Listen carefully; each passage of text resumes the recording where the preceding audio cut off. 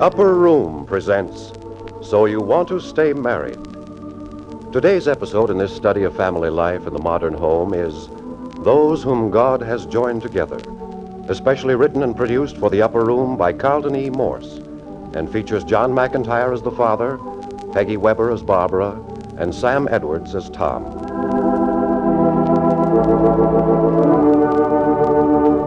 This very evening, Tom Grayson asked Barbara Lawton to marry him. It happened out in the grape arbor, with the moon full and warm and golden, and the sound of crickets and the smell of midsummer grasses and flowers in the air. All these blended with the perfume of their newfound happiness, making the night exquisitely radiant. And in the midst of it, Barbara looked through the arbor door and saw the light still burning in the living room window, and knew that her father was still in his favorite chair, reading. Tom, listen. You said it. I heard it with my own ears. I asked you to marry me, and you said you would. Oh, I did. Then put your lips up here again. Tom, my dear. Isn't it wonderful? Isn't it the most gorgeous thing that ever happened to two people? And this is just the beginning. Oh, just think of all the beautiful, wonderful, gorgeous years ahead. Tom, let's go tell my father. Sure, why not? Let's go tell the whole world. Let's go tell your father. Let's go tell your mother. Hey, wait a minute. You don't mean I have to go ask your father if I can marry you? Oh, darling, no. I should hope not. That'd scare me to death. Besides, you already said I just want Father to be the first one to know. What about your mother? She's already asleep. I'll tell her in the morning. Come on. Wait. Yes? Just once more. Put your face up here. Goodness. Girl practically has to stand on her tiptoes to reach a 6-footer. A 6-footer like what? Like you, darling. Oh, honey, if we live to be 100, never, never will there be another moment like this. Something we'll always remember. Okay. Let's go tell your father. Come on.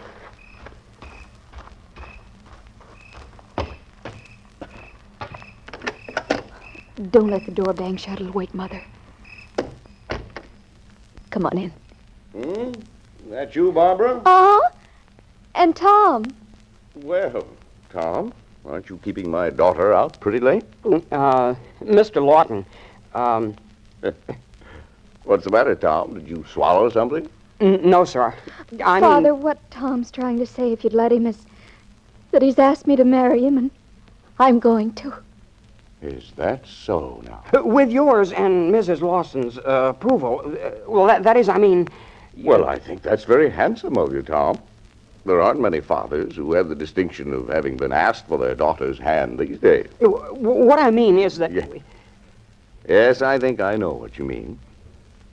Well, Barbara, I knew this day would come eventually. Frankly, though, it rather caught me unaware. Darling, Tom will be so good to me, and we'll be so happy. Oh, yes, sir. Well, I think you two young people better sit down for a little. I think this is a very good time to say a few things. You're not going to try to talk us out of getting married, are you? No, Tom. No, I'm very much in favor of marriage. Here, sit on the arm of my chair, Barbara. Tom, you sit here on this footstool. Yes, sir. Good. Well, Barbara, as you know, in your capacity as a daughter in the family, that there's been great love and affection between your mother and me. Yes. And that's how I want Tom and me to be, too. I know you do. And as he sits here full of the first excitement of your engagement, I know that's what Tom wants, too. But we already have it, Mr. Lawton. We both feel the same way. Oh, we're probably the two best-suited people for each other that ever got married. I'm glad you feel that way, Tom. But believe me, there's a great deal more to marriage than passionate eagerness, this burning desire which you feel at the moment. Honestly, Barbara, I don't think he understands. Oh, maybe you've forgotten, Father. My dears, you don't forget anything as important as the beautiful moment when the girl you love consents to your proposal. No, that lives with a man. But that's part of the perfume, the fragrance of marriage. The substance of marriage is something else. The substance of marriage. There are the things about marriage that keep it alive, make it work. The real function of marriage that makes it necessary to men and women. In other words, the inner needs in all of us which make the husband-wife relationship the most important of all relationships. You know what he's talking about, Barbara? I don't think so. Well, there are certain human relations which belong only to a husband and wife. And if these elements are understood and practiced in the home, they bind a marriage into a beautiful, cohesive force from within that nothing in the world can destroy. You and Mother practice them? We do, indeed. And most of them you'll recognize when I tell you what they are. Now, first, let me preface what I'm going to say by repeating to you something you may already know. Every anxious or unpleasant emotion we feel in our lives, from cradle to grave, stems from fear. Fear causes suspicion. Fear causes hatred. Fear causes anxiety. Fear makes us selfish, dissatisfied, unkind. Fear makes us money grabbers, cheaters. Fear is the great destroyer, the chief enemy of mankind. Now, with that in mind, here are some of the wonderful things which a good marriage does for a man and woman. One, it satisfies that great human hunger for security. You mean you fixed it so Mrs. Lawton doesn't have to worry about money? Well, no, Tom, it isn't money. It's the security of your inner self. Now, when you were a little boy and you were frightened or hurt, you ran home crying, and your mother gathered you up in her arms, and you felt wonderfully soothed and safe. Did you ever have such an experience? Yeah, sure. Well, that's the security I mean. A man and wife have that sort of security in their marriage. We never get over the need of someone who cares personally and intimately. Someone to tell us that bad times are going to change to good times. That we're going to get well from our hurts. And no matter what happens, there are two of us to sink or swim together. Are those the things you and Mother used to be saying to each other? Lying in bed in the dark during those depression days when you were out of work? Yes, Barbara. I used to wonder. I was little, but I remember I could hear your voices softly from my bed, and it made me feel warm and comfortable so that it was easy to go to sleep. A man's feeling of security in a woman and a woman's sense of security in a man are sacred and precious, and all by themselves make marriage the greatest of all human relationships. And next, there's the need of all of us for affection. The human being is a naturally loving and affectionate animal. It's as natural to love and want to be loved as it is to breathe. And I'm not talking about romantic love, which too often drifts off into promiscuous love. Silly girls and boys who use this superficial surface affection as though it were pocket money to be lavished on anyone at hand are endangering their whole emotional lives. No, I'm talking about the affection that's planted in marriage and grows and becomes dearer and stronger with the years. Mr. Lawton, I couldn't possibly love Barbara any more than I do now. I couldn't possibly. I haven't got room for it. Well, you let Barbara lay your first child in your arms. Let her hold you in her arms some night when you've lost your job and you don't know where next week's food money's coming from. Let her renew your faith in yourself when all the world says you're finished. My boy, you don't even know the meaning of affection tonight. Well, what's the matter, Tom? I just had a feeling like I was going down in an elevator fast. Tom, you're white as a sheet. But supposing we did have children and I was to lose my job. Darling, I'm not very secure.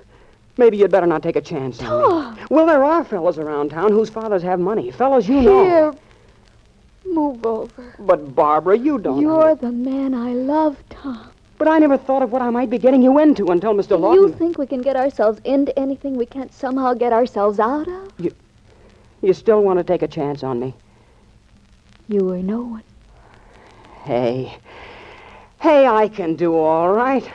What am I worried about? I got muscles and a brain. Why should I let my wife down? You see how it works, Tom. Right in these few seconds, and without realizing what you were doing, you two demonstrated a number of the elements which go into a good marriage and tie a man and woman closer together. She gave you a feeling of security because she believes in you. You felt the affection in her attitude and words. Suddenly, your need for companionship is satisfied. Here you are, companions in the business of living, companions in working for the future. But isn't that affection, Dad? Yes, my dear, but there's a deeper element. You also can enjoy the companionship of a man or woman. It's an intellectual relationship, a meeting of the mind. Oh, yeah, I get it. Now, there's another inner need, inner longing, which all of us have at times, and which the husband and wife relationship satisfies perfectly, if it's functioning as it should. One of them's the need for recognition. In a business way, yes, we all like to be recognized as successes. But what I mean is something more fundamental. We all have a craving for recognition as individuals, as personalities. We all have a dread of being lost in the mass of humanity. We want to express ourselves, show what we are. It's a basic need in all of us, and most of us only get that recognition from an understanding husband or wife. I feel important to your mother, Barbara, and that's a great satisfaction to me. And I know that by recognizing her importance in my life, I give her added happiness. A man and wife have got to live in one another. That is marriage. And that's what I understand you, Tom, and you, Barbara, wish to enter into. Well, it's a lot more important than just saying I do at the altar, isn't it? Yeah. Do you want to reconsider? Oh, no, no, sir. You still want to be married? Oh, yeah. Oh, it sounds great. I wouldn't miss it for anything. It is great. A good marriage is truly made in heaven.